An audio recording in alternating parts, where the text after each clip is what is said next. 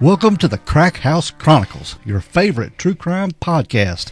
I am Donnie, and with me is a man whose latest retirement plan is a swear jar. It's Dale. Yeah, I'm telling you, man, that thing be running over. Yeah, he's got it going on with the swear jar. Survive on quarters alone. That's right. What's going on, dude? Oh, doing all right, man. Still fighting this damn cold. It's going around, ain't it? I'm telling you, I feel pretty good. I just can't talk. Well, which is a good thing for a lot of people, I guess. Well, I think your wife's enjoying it, right? Oh, I'm sure. Yeah. She loves it. Man, it's 2023. Here we are, man. Ain't this something? Yeah. Rolling right on. We hope everybody had a good holiday, a good New Year's. Yeah, we get all past that and let's ready to kick some ass this year. Yeah, we got some things lined up, some cool stuff. I'm so excited. Yeah, I am too. I'm ready to get back in the studio and do some recording and get some true crime stories out for everybody. Yeah, I think we got a lot of big stuff coming up this year, and there's a lot of stuff we can't talk about yet, but it's coming and it's going to be good stuff. I think people are going to enjoy it. I do too. Yeah. I definitely will. Yeah, I know I will too. All right, you got any good shout outs for us? Oh, yeah, man, we got a few. Listen to this, we got some 5-star heroes in the house today. 5-star. Yeah, look at that. First of all, I would like to say big 5-star hero. Thanks so much for giving us a 5-star review on your Apple Podcast, Miss Haley Russ. She simply says, I'm addicted. Addicted. Can't beat that, can you? No, that's pretty much says it all right there. That's right. Yeah. Then we got another one from, let me see, MYAK92. And it is one of my favorites. Marie here. I love those dudes. Love listening to them between working at home and doing stuff around the house. They sound like they're just having a normal conversation while they're cracking open a beer. That's kind of usually that's our gimmick. That's pretty much it, yeah. Yeah, they cover the cases in detail so well in a respectful manner to the families and the victims. And I love you guys. So we love you back. Thank you so much. Yes, we do. And also got one from The Hunting Goddess. Says, love these guys. Hands down the most awesome podcast. True crime. Sign me up. And signed is Angie from Crescent Moon Soaps. And I'd like to give them a shout out too, because I ran into them. They actually have a shop in the Valley Hills Mall. So if you're local in to us, or semi-local up in Hickory, North Carolina, the Valley Hills Mall, it's a place called Crescent Moon Soaps, and they have like soaps and beard oil and bath oils and crystals and all kind of other healing stones and that kind of stuff. So it's a very cool store, very cool people, and they support us, so please support him if you can. That's it. Yeah, so we really appreciate you guys. Thanks so much. Big shout out to them guys. Yeah, and they helped me out a good bit with the Christmas stuff this year, so my girls really dig the store. All right. And if anybody wants to be like those fine folks that Dale just mentioned, go on to Apple Podcast and click that 5-star and write a review. You can be a 5-star hero too. Yeah. That's right. And we get you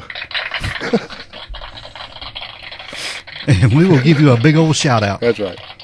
With electronic clapping. Yeah, but it won't shut up. Yeah. We're going to smash it with a hammer. You smack it with a hammer. When we go video, I'm going to smash it with a hammer. Yeah, we got some videos we're going to do, so we're letting it out of the bag. There's some things we got planned. So yeah, we're going to get some stuff going, man. It's going to be fun.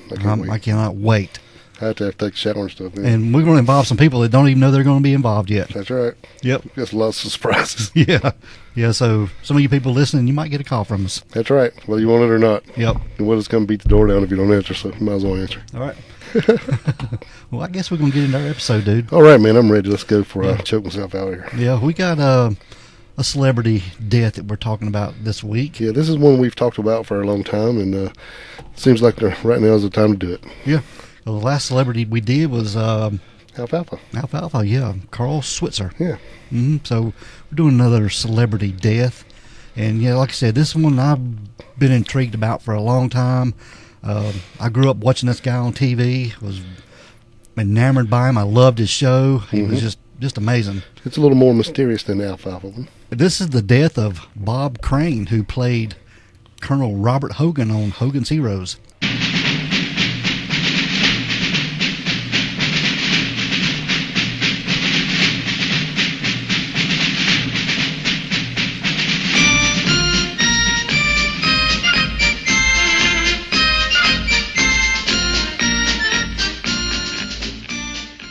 This was a great show. It was one of my favorites growing up. I used to love it. I did too. But later on, I found out, him passing away and his murder, and I was just intrigued by it. So you remember seeing it on the news when he Oh, yeah. Yeah, all the stuff that was coming out was like really wild. Yeah.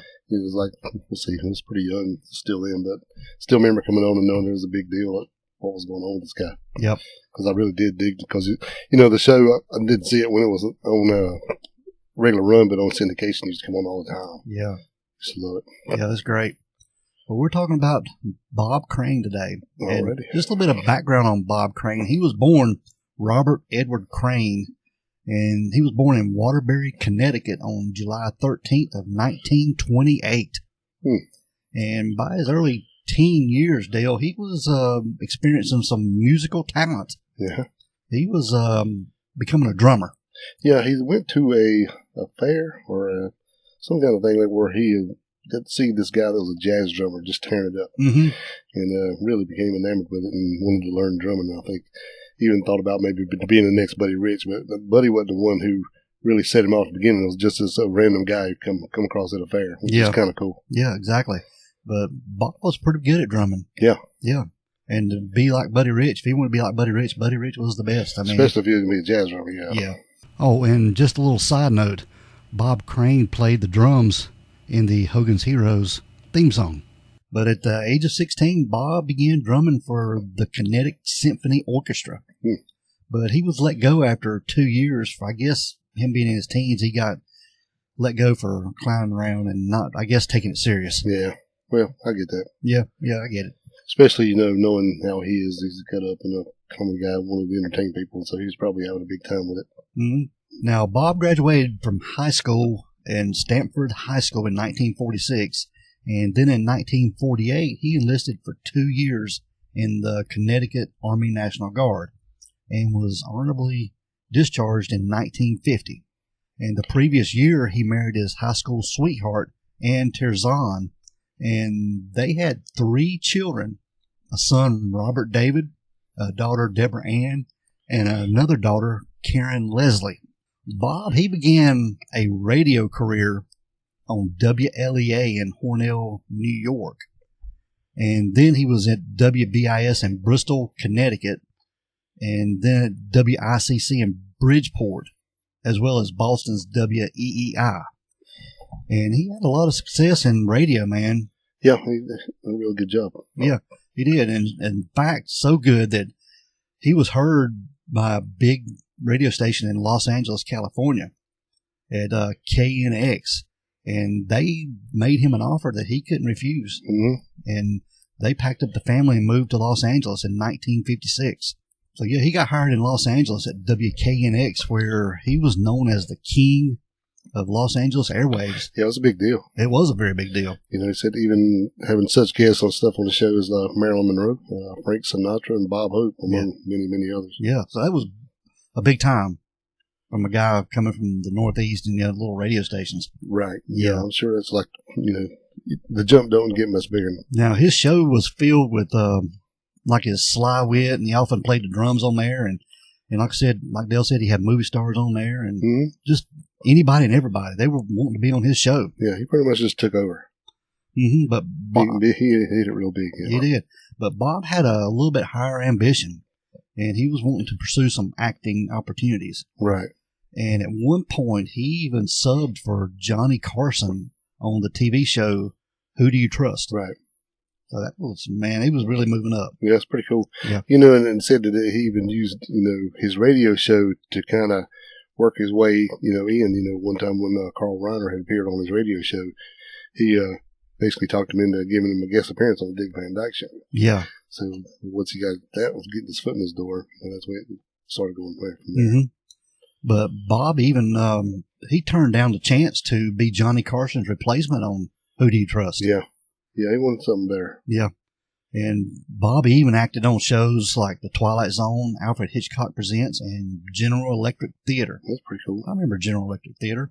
And like Dale said, Carl Reiner gave him a shot on the Dick Van Dyke Show in 1961. Yeah, pretty cool. And this is where he was spotted by Donna Reed, who eventually cast him in the recurring role as a neighbor, Dr. Dave Kelsey. Yes. And this was in 1963 to 1965. Yeah, when he first went on there, I think they automatically gave him like 7 appearances.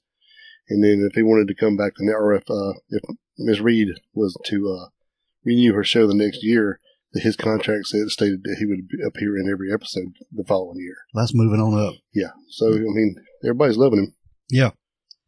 Now, in 1965, Bob was offered the starring role in a television comedy pilot about Allied prisoners in a German POW camp called Hogans Heroes. Well, when he first offered him, he turned it down. Yeah. Because he told him he wanted to be a comedy actor. Yeah. He didn't want nothing serious. He didn't want to be in this. Not what I want to do. And they're like, no, you don't understand. Sure, it's about Nazis in World War II, but it's a comedy. And they're like, wait a damn minute. Yeah. Because, those two things probably would go together. Mm-hmm. But, so he was kind of confused at first. But then, actually, you said earlier he enlisted, so he was a veteran. And he was concerned about what other veterans would actually think about this kind of show.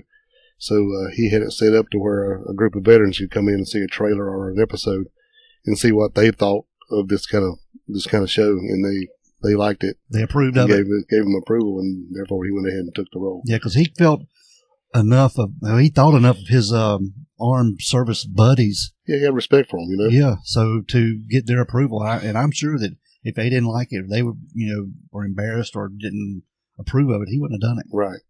And once once he understood that basically this is just everybody making fun of the Nazis and all that stuff, it was a little easier to take for him. But yeah, sure did. I thought that was cool. But now the character of Colonel Robert Hogan on Bob Crane, it fit him like a glove, man. Oh, yeah. And it was just amazing. I mean, it was just a hit right from the get-go. Yep. Finishing in the top 10 during the 1965 and 66 season. Yeah, his very first year, top 10 show. Yeah. But the basic concept was that Colonel Hogan and his team believed that the camp was escape-proof so they could continue their secret activities. Right. I guess they had a little bit of underground transport of prisoners, getting them out of Germany is what they were doing. Mm-hmm. Or getting in supplies or whatever they needed to do. Yeah, it was basically they were running secret mission right under their nose. And, yeah.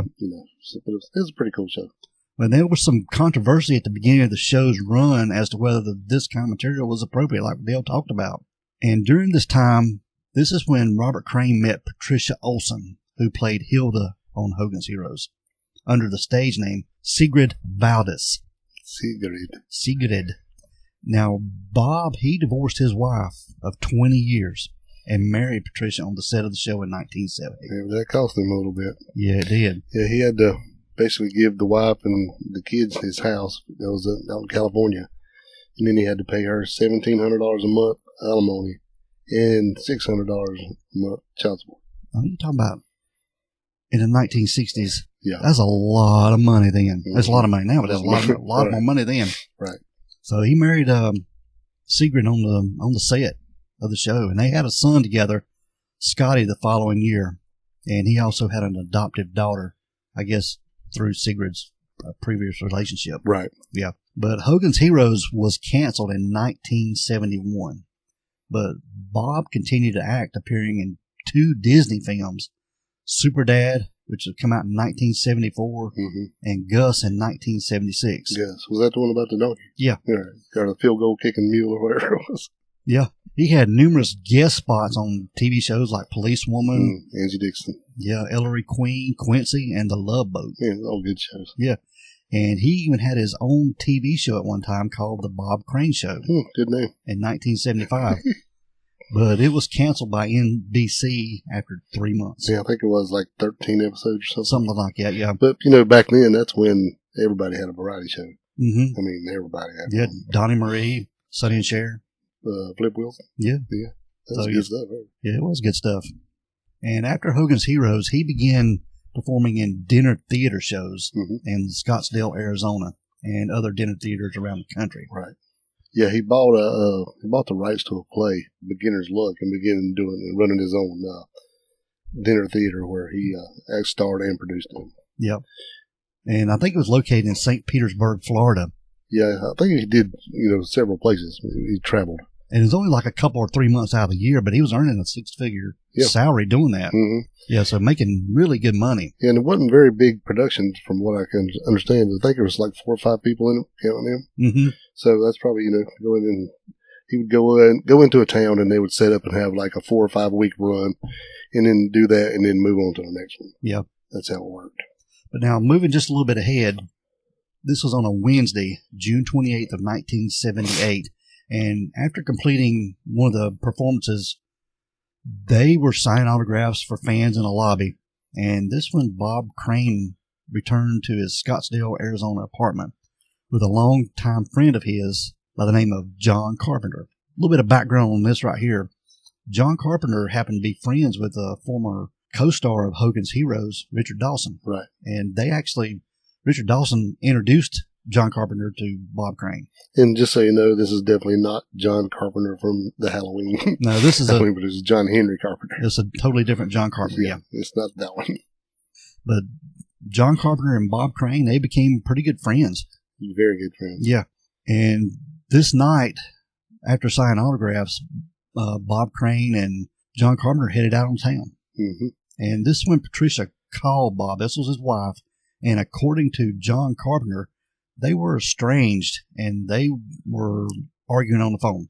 Yeah, it's right before they got out. And actually, this same night is they said that the house was pretty down that night, and that the dinner theater there had actually told them that they was going to cut a week off of what they had booked him for, and you'd think they'd be all, kind of pissed off or something, but Bob didn't take it like that. He loved it and was looking forward to the week off. Mm-hmm. So him and John was getting ready to go out, and he got a phone call from his wife, and he said it was a pretty big blow up, whatever it was, that, even neighbors could hear them, yelling at each other over the phone. Yeah. But then after that, they went ahead and went out anyway. Yeah, they went to a local bar and where they had drinks, and they were with a couple women, and they had arranged to meet them there. Yeah. Now, just to get a little bit of background on this friendship between John Carpenter and Bob Crane, John Carpenter, he was big into the video industry. Right. Video cameras and VCRs and things like that. This was cutting edge stuff back then. I mean, only the rich could afford it. Right, and he was the way to get it. And that was one of the reasons that Dawson had introduced him, because he knew that Crane was into a lot of stuff like that, and John Carpenter could hook him up. Yeah, and what Bob Crane was doing, he would video his sexual escapades with women. Yes. Yeah. He was backstory is basically he was a sex addict. Bob Crane, yeah. Bob Crane, yeah. And he didn't really try to hide it. He was like no bones about it, really. So he had many, many, many women that, he would see, and a lot of consensual stuff. And he had photographs and Polaroids and all kind of stuff that he had books and books and books of stuff where him and women and stuff like that. So yeah. It was pretty a big shock when it happened and the news dropped, but this is, kind of needs to make the story make sense here. You got to know these women were like conquests for him. Yes.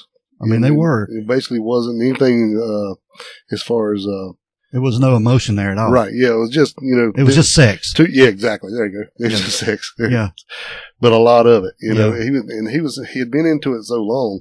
I mean, he actually had, dark room equipment and stuff where he could blow up his own photos. He could do his own photos. There's always had stuff around where either cameras, and then when he met John, that's when he got in to start doing a lot of videoing because he got this high tech equipment. Now he can do that plus all the photos and stuff. So it was always, anytime you go to his house, there was all kinds of equipment all over the place, cords running here and cameras. In the bathroom, the little red light would be on because he'd be in there always developing photos. I mean, he was just deep into this. Yeah. But that was his little gimmick there. Yep. But they were very deep into this sexual stuff. Yeah. Always wanted to document it and keep it so he could just go back and watch it over and over and over. It was even at one point that Bob had Richard Dawson's son over, yes. Mark. He was 17. 17, showing him his videos. Yeah, he's called him in and said, "Hey, you want to see this?" So he rolled a big cart, and he had some videos and a big 2 or 3 big books full of photos. Yeah. And said he went in there and being 17, I'm sure when he saw it at first, he was like, "Oh wow," and saw a lot of stuff he probably hadn't seen before. But then he said, after about 10 or 15 minutes, it started getting kind of a little creepy. Yeah. Because this is a guy that I know, and now I'm seeing a lot of sides I didn't really want to see. Yeah. Plus, I could never look at Colonel Hogan again the same way. But I remember when all this come out and all this bad stuff about Bob Crane come out, I mean, it just changed my view of him because I love this guy on TV. Right. I mean, he's so wholesome and fun. Yeah. Funny guy. It just shows you right there, people on TV are nothing like what they are in real life. Well, and that's a lot of our fault at times too, Yeah. Because we look at a character and you think that person is the character and they're not. It's just, they're portraying.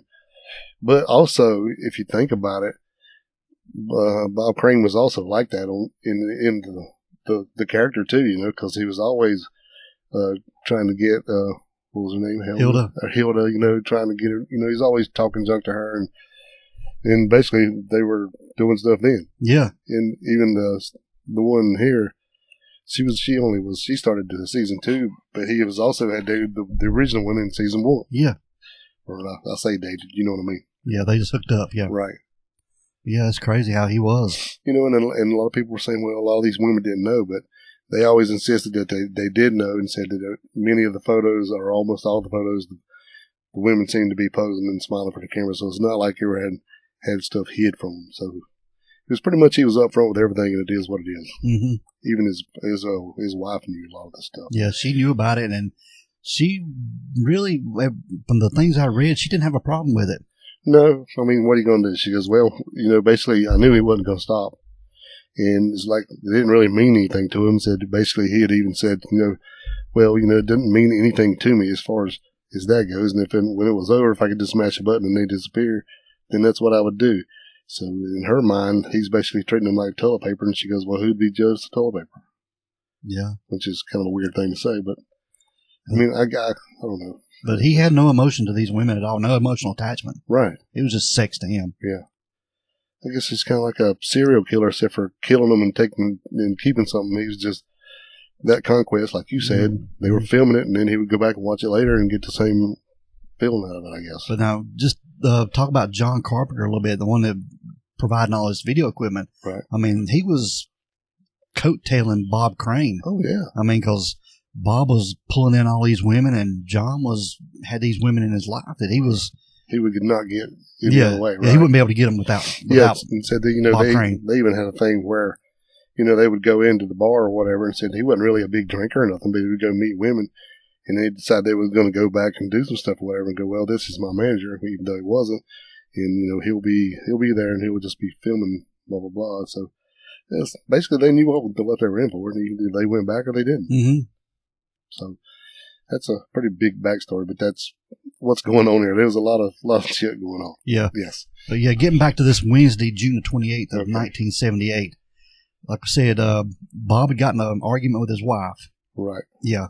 And Bob and John Carpenter, they went out for drinks for these two women that they'd arranged to meet. And around 2 a.m., the four of them went to the Safari Coffee Shop. This is on Scottsdale Road there in Arizona.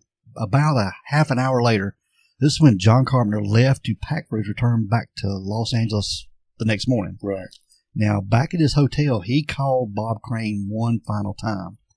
And Bob was supposedly, he was considering ending his lifestyle of heavy partying and even considering ending his friendship with John Carpenter. Yeah, I wonder if, see, this is kind of weird, and nobody knows really what happened here. But that could be possible, and that could be part of the reason the big blow up on the phone, with the wife. Maybe he's like decided, well, maybe that's enough, I've got 500 million women here. Maybe I just need to sweep up, change my stripes here. Yeah, even Bob Crane's son even said that his dad was considering in his friendship with John Carpenter. Right. But during this last phone call, Bob reportedly told John Carpenter that their friendship was over. So it's kind of odd unless something happened that night, which nobody will ever know. But anyway, that's just hearsay. So, yep. Yeah. The next day, around 2 p.m., Bob Crane's co-star in the dinner theater they were doing their Beginner's Luck, her name was Victoria Berry, and she would knock on Bob Crane's door. Yeah, he failed to show up for his lunch meeting. Yeah. And that's wondering what was going on, so she went to go check on him. But Bob was staying at the Winfield Place Apartments, and this was around 2 p.m. on June the 29th. And the front door to his apartment number was 132A. It was closed, but unlocked. Right. Yeah, when she knocked on the door and nobody answered, and she reached to grab the thing and it was unlocked. Yeah. And she would enter the apartment and find the entire apartment just dark. Yep. And as she entered the bedroom door, she said, at first she thought there was a girl with long, dark hair. Well, it looked like long hair. Yeah. Just until, and it said that she had went around the house looking and didn't see anybody and thought maybe, well, he's not here. And then she was, oh, well, there's a girl here, so maybe he is here. It looked like a girl laying in the bed. Right. So she went to peep out the window to look on the inside where the pool was. And when she moved the curtains a little bit of light, then she realized it wasn't hair. It was Bob. Right. And there was a lot of blood around his head, which she thought was the dark hair. Yeah, and said at first she didn't even know it was Bob just because there's so much blood. And even at first she thought, oh, Bob's got a girl in here. Yeah. Now where's Bob? Right. Yep. But at the time she recognized the blood, and it was a very strange feeling for her. Mm. But on closer examination and realizing what exactly she was seeing, she thought the whole wall was covered from one end to the other with blood. There's blood there. There's blood on the ceilings, blood on the wall. Yeah, it was pretty gnarly thing. Just stood there numb. And Bob was balled up into a fetal position, laying on his right side. Mm-hmm. And he had a cord around his neck, which was tied in a bow. Yeah, which is weird. Very weird. And he had been bludgeoned in the head. Yeah. Twice. At least twice. And there was no physical signs of a struggle that had taken place, and the autopsy determined that Bob Crane was asleep and the deadly blow to the left side of his head was delivered. Yeah, he said it was hit pretty severely, and then the second blow crushed his skull. Yeah. And then he said he was wearing nothing but his boxers and his watch. Yeah. Which was odd, because everybody said he never slept with his watch on. Yeah. That was very weird. Yeah. Now, the police investigation had determined that Bob Crane's head was struck by two separate parts of a camera tripod. That's what they think. Yeah. Inflicting two separate and deadly wounds. Because a murder weapon was never found. Yeah. Now, Paulette Casita, the first Scottsdale police officer to arrive on the scene, immediately secured the area with crime scene tape. And at approximately 3 p.m. in the afternoon, Scottsdale Police Lieutenant Ron Dean arrived at Bob's apartment and took over the investigation. Yeah. And initially, investigators surmised that the killer was someone that Bob knew. Yeah, well, I guess. Perhaps a person who had left the apartment before the incident and later returned through an unlocked door and perhaps a window, and had purposely left the door unlocked or even open. Right. And people said that anytime he ever went to bed, he never left the door unlocked. Never. No. And then there's speculation that, well, maybe he might have been waiting for a lady to come over, and he was just laying there for a while, maybe fell asleep, and then left the door unlocked and somebody come in. Yeah. Just trying to figure out a reason why the door would be unlocked, I guess. Speculation. Yep. Now, the Maricopa County medical examiner was able to put together a partial chronology of the events on that evening, and sometime during the early hours of Thursday, June 29th, while Bob was sleeping on his right side, the murderer would strike a deadly blow to the left side of his head with some type of heavy, blunt instrument. Yes. And a second, much lighter blow would crush in Bob's skull, likely killing him immediately. And for some unknown reason, the perpetrator likely then tied the electrical cord tightly around his neck. Yeah, because it was after. Mm-hmm. It's kind of odd to me. But at the time, Bob was already dead, and before fleeing the scene, the killer would apparently wipe the blood from the murder weapon using the bed sheets, and then pull the sheet up over Bob's head. But there was money found in Bob's wallet, which likely eliminates any kind of robbery as a motive. Yeah. Mm-hmm. But one thing me and you heard, too, about the forensic examiner coming in. Yeah, crazy. Yeah, he came in and sort of took over. He even shaved part of Bob's head. Yeah, he said that he walked in and he was looking and got to looking, and this is, the scene had just been, cordoned off. And he walks over, he's trying to look at the wounds, and so he can get a better look at them. He just pulls out a straight razor out of his pocket and starts shaving the side of his head, right there in the bed. Looks like to me that's just messing up some kind of crime scene. Of course, back then there wasn't no DNA and all that, but still, it's still a crime scene. Mm-hmm. Yeah. I mean, it's a crime scene. It's not like we're guessing it might be a crime scene. It's definitely a damn crime scene. Yeah, they didn't take any forensics or anything. They found some looked like a white powder on his pubic area and on his leg, and they didn't even take that either. No, it said even that was at the back when they had taken him back to the morgue. Yeah, that one of the police officers told him to make sure you get a sample of that, and it was dried and white flaky looking substance, and said that thought it might have been semen or something. Yeah, the medical examiner said, "Well, it don't mean that. All that means is it shows he got a piece of ass." Yeah, but it's like, well, you need to get a thing, and said that he never did do it. He never did collect a sample of it. Pretty shoddy police work. It is, but the Scottsdale, Arizona at the time, they didn't have a homicide squad. This is true. So they were outmatched in this, man. They didn't even know what to do, I don't think. Right, and it surely shows here with the medical examiner. Yeah. Maybe he was just getting off because of some famous guy and all this stuff's going on, but, why in the hell else would he come in there and just botch up the scene? I know. But now the investigation at the crime scene brought to light Bob Crane's secret and kinky sex life deal. Yeah, just dumped it all out in the open. Yeah, which he continued to pursue even while in Scottsdale. Mm-hmm. Just he had for several years earlier, and he had a long-standing fetish of videotaping himself with his female partners, like we said. Mm-hmm. And it was rumors of this kind of activity as well as other things he was doing, Right, it was him and him and women and John Carpenter. It was like, it was just all kind of stuff. Even group sex stuff. Yeah, everything. Yeah. Yeah. Now, approximately 50 pornographic videotapes were found at the Winfield apartment, as well as professional photography equipment in the bathroom for developing and enlarging still shots. Mm-hmm. And a negative strip was found in the enlarger revealing a woman in both clothed and nude poses. And there was a hefty album of similar pornographic pictures that was missing from the death scene. Right. I wonder how they knew one was missing. That I don't know. Unless they were numbered or something. Unless they were, something like that. It'd be the only way I could, guess. Cataloged or something. Right, because otherwise who would know about it? Yeah.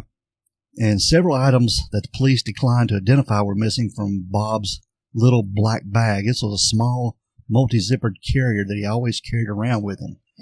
And Victoria Berry, this was his co-star, had seen it when she first discovered the body, but it later disappeared and was never accounted for. Yeah. That's odd. Yeah. Now, the primary suspect in Bob Crane's death was, of course, his longtime friend, John Carpenter. Right. Now, the night before Bob's murder, John Carpenter was sitting with Victoria Berry at the Windmill Dinner Theater, and she would join him during her set breaks. And she claimed that the show ended and she witnessed Bob and John exit the building together and proceed to Bob's car, where Bob would call out to her to not forget their appointment the next day, whatever the appointment was. Right. I guess that's probably the meeting he missed. Probably so. And as Victoria was writing her official statement to the police in Bob's kitchen, this was around 3:15 p.m., the phone rang. Lieutenant Dean, and he instructed her to answer the phone, but not to mention anything about Bob Crane. Right. And it was John Carpenter calling from Los Angeles. And the police lieutenant took the phone from Barry and identified himself and instructed John that the police were in Bob's apartment investigating an accident, in quotes, an accident. Right. Now, during this phone call, Carpenter told Lieutenant Dean that he'd been out with Crane the previous evening until about 1 a.m. And Carpenter would later change that time to about 2:45 a.m. That's kind of odd. Yeah, and then he would say that he had driven by himself to the airport later that morning for his return flight to Los Angeles. And John Carpenter would call Crane's apartment again around 3:30 p.m. And Lieutenant Dean mentioned in his report that he found it odd that Carpenter never asked any more about the incident and didn't ask him where Bob Crane was. No, nothing. Mm-mm. Weird. Yep. And at the time in 1978, the Scottsdale Police Department, like we said, they didn't have any kind of homicide unit. Right. So they were just blind. Yeah. Now, they did observe some blood smears on the inside of the front door and entranceway, but decided there was no forced entry. And the sliding glass door that led from Bob's apartment to the swimming pool was discovered unlocked. Yeah. Now, later that day, the police interviewed some of Bob Crane's colleagues and friends, discovering Bob Crane was personable, charming, and was just fun to be around. He had made enemies, and there were a few fellow actors who had argued with Bob in Texas and later had sworn vengeance. And given Crane's reputation with the ladies, there were numerous angry husbands and boyfriends. Well, I'm sure there's a bunch of them. Yeah, you know, if he's videotaping women, him and his escapades with women, there had to be some jealous husbands and boyfriends. Yeah. Yeah. I'm sure. Yeah. Or even some mad women. Right. But John Carpenter remained the prime suspect. Right. And some who had been interviewed claimed that Crane's relationship to Carpenter had begun to show some strain. Yeah, I think that's where the rumors come from you were talking about earlier, when maybe they were getting ready to bust up or something. But there was also the possibility of a loan that Bob Crane had made to John Carpenter at one time. Yeah, which is more speculation, but it's hearsay that he had let him borrow $15,000. He really hadn't got it back yet. Yeah, and Bob may have been demanding some payment or something. Money, yeah. And perhaps even more compelling, the police discovered a small blood smear on the passenger side door of John Carpenter's rented vehicle. Right. Well, when they talked to him, and he said that he had drove himself back, they went to look for his rental car. They were trying to find it, and they couldn't find it. Come to find out that the rental place had sent it to an automobile had sent it to get fixed. Had an electrical problem or something. Yeah, there you go. That's what I'm trying to say. Anyway, they found it there and impounded it and took it back, and then that's when they started searching over after they searched to find the car. Yeah, they found a little bit of dried blood on the interior. Yes. Yeah. Which is kind of odd. And that's when they ordered the car towed to the DPI compound there in Phoenix. Right. And the car was examined and photographed by criminologist Bruce Bergstrom of the Arizona Department of Public Safety. And Bergstrom's job was to find and process any blood or tissue evidence found in the car. And it was there the investigation of the phase began to fall apart before it even got started, Dale. The blood that was found in John Carpenter's car was tested and determined to be type B blood. Yes. Which was coincidentally the same blood type as Bob Crane. It's also rare. Yeah, so back then... Several blood smears, yeah. Yeah, but back then that's probably all they could test was blood type. Yeah, just types. Yeah. But also, if it's got a rare, it's don't look good. It narrows down the field just a little bit more. Yeah, and Carpenter's blood was not that type. Yeah. So this was all before DNA testing. So, yeah. Now we're going to move a little bit ahead. We're going up to 1992, Dale. And in 1992, it was determined that tissue collected in John Carpenter's rental car matched that found at the crime scene. And investigators reopened the murder case. And additionally, investigators determined that Bob Crane had been beaten with a second tripod that was not found at the murder scene, but was featured in many of the videos. So I guess they had to watch the videos to sort of see what's missing. Yeah. Yeah. Now, the county attorney's office had determined there was enough evidence to try John Carpenter for the death of Bob Crane. So the case went to court in 1994. But following a 2-month-long trial, John Carpenter was acquitted, and he would die 4 years later, totally maintaining his innocence of Bob Crane's death. Yeah, when, they, in 1990, back then when they was going through some stuff and started checking out a bunch of stuff in DNA and this kind of thing, there was they had a photograph of what showed to be a piece of brain matter that was in the car. But the actual sample was either never collected or had been lost. All they had was the picture of a picture of a sample. Yeah. So that wasn't going to go far, especially if he had a good lawyer. So they just kind of laughed him out about that. So it was, and in 92 is when he was arrested and charged with the murder, and in 94, like I said, was when the trial. But they didn't really have anything. So everything they had was basically circumstantial. Yeah. And even when they tried to run the DNA, I don't think they got much farther with that. Now, in November of 2016, the Maricopa County Attorney's Office permitted Phoenix television reporter John Hook to submit the 1978 blood samples from John Carpenter's rental car for testing. And using a much more advanced DNA technique than the one in 1990, 2 sequences were identified, one from an unknown male and the other that was too graded to reach any kind of conclusion.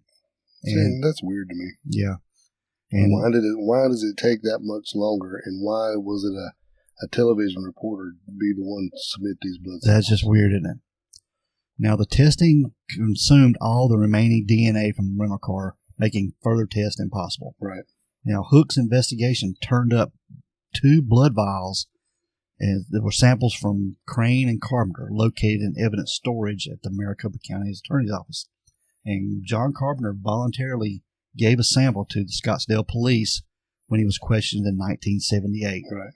Now, Bob Crane's blood vial was recovered during his autopsy the day after the murder.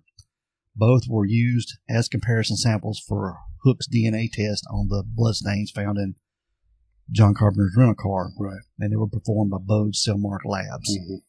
But this one thing that got me to Bob Crane's estate all went to his wife. Yes. Because they were still married. Yeah, they were still married, but they were estranged. But they were estranged, yes. His kids or nobody like that got any of his estate at all. That was pretty sad. Yeah. Mm-hmm. But Bob Crane's life and murder were the subject of a 2002 feature film entitled Autofocus. Yes. And it starred Greg Kinnear as Bob Crane. Yeah, no, one of his sons does not like that movie. No. Mm-mm. The youngest one. Yeah. This was the one he had with his latest wife, Sigrid. Right. You know, and just to say, you know, how big he was at the time of his death. You know, his funeral had estimated like 200 family members came, and including John Austin, you know, from Adam's family, Patty Duke, Carol O'Connor, you know, who was Archie Bunker.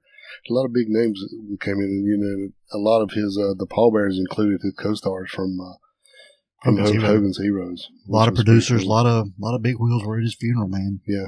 Yeah. Which is pretty neat. Yeah. Yeah. Bob Crane was a great guy, but he had his, he had an addiction, no doubt about it. Yes, he did. But he wasn't hurting nobody. So I just makes me wonder, you know, there toward the end, if he was ready to call it quits, give it up. You know, and he was like, this was only like 2 weeks before his 50th birthday. Yeah. It's just sad. Yeah. It had been reported, too, that I heard on something that Bob had visited a psychic or a palm reader or something. And she said he had a short lifeline in his palm. And he said, well, I've lived a long life, or I just want to live to be 50. Yeah, I'll just be happy if I make it to 50. Yeah, this was in his 49. Yep. He didn't quite make it. Right. You know, and then later, you know, wherever he was buried, Sigrid had him moved. Yeah, he was interred in the Oakwood Memorial Park in Chatsworth, California. Mm-hmm. And then Patricia Olson later had his remains relocated to Westwood Village Memorial Park in Westwood. And then after her death in 2007, she was buried right beside him under her stage name, Sigrid Valdez. And if you look on the stone at the top of it, it says Hogan and Hilda together forever. That's crazy, man. And it's a picture of them from Hogan's Heroes. Even the picture on his gravestone is in his Hogan garb. Yeah. Hogan and Hilda. Yep. Wow. That is crazy. But I was a big Robert Crane fan back in the day. Yep. And it's just, yeah. Neat stuff. It is. But it's still unsolved to this day, man. Still unsolved. Don't know. It's kind of, I don't know. I find it kind of hard to believe that his, you know, it's one of his best friends would be the one to kill him. Yeah. But the only thing it kind of makes me wonder is the blood in the car. Yeah. You know? Yeah. And they never did find what they thought.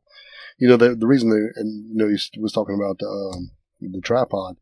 Said basically they took the tripod that was like the other one and laid it down on the smears on the blood sheet, and they kind of matched up to where it would have been the same thing.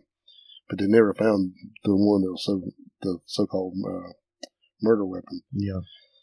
So makes you wonder, don't it? It does, and I guess it's possible. You know, but hell, like he said, why would I kill him? That's the goose that laid the golden egg. You know. Yeah.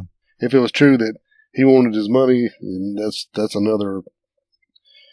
None of this yet even is proved that he owed him money. Nobody knows if he did owe him money, or if he was like, "We're done." Then you know, I can see somebody getting pissed off and doing some stuff like that. But other than that, it just doesn't make any sense. No.